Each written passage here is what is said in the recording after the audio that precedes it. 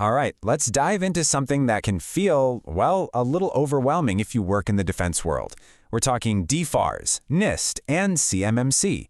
You've heard the acronyms, you've seen them in contracts, but they can seem like a total jumble. Today, we're going to untangle all of that. So, this is the big question, right?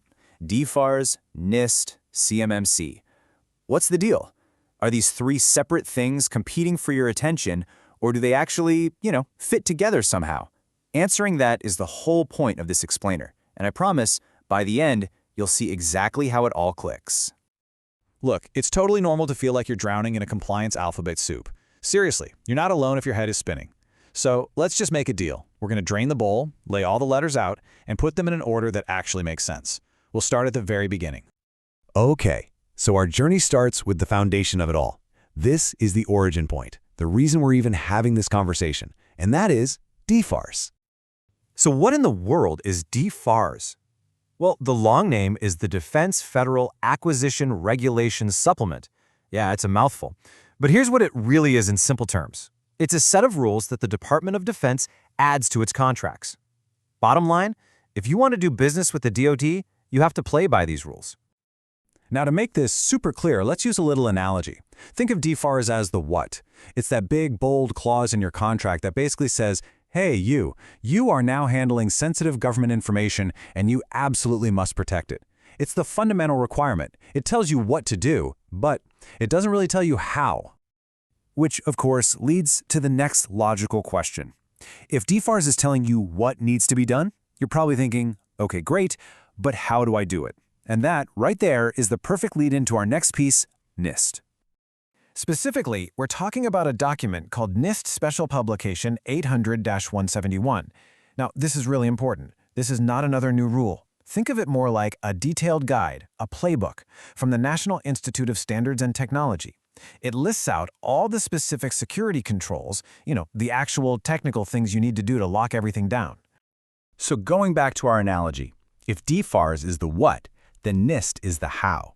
It is the detailed instruction manual. It's the blueprint you follow to build the security program that DFARS demanded. You follow this guide to protect what's officially known as Controlled Unclassified Information, or CUI. Okay, so for years we had the what, DFARS, and the how, NIST. Companies would basically just self-attest, kind of raise their hand and say, yep, we're following the blueprint. But the DoD needed a way to be sure. They needed proof. And this need led directly to the final piece of our puzzle, CMMC. CMMC stands for Cybersecurity Maturity Model Certification, and its entire purpose is right there in the name, certification. It's a verification framework. It was created to solve that one single problem. How does the Department of Defense prove that a contractor has actually done the work and implemented all those NIST controls correctly? And that brings us to the grand finale of our analogy.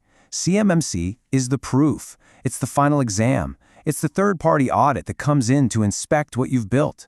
They're here to certify that you have in fact followed the NIST blueprint and fulfilled that original DFARS requirement. It's the stamp of approval. So now we've got all the pieces on the table. And you can start to see they aren't separate challenges at all. They're actually a single integrated process.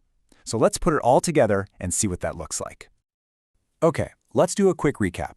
It all starts with DFARS, right? That's the rule that shows up in your contract.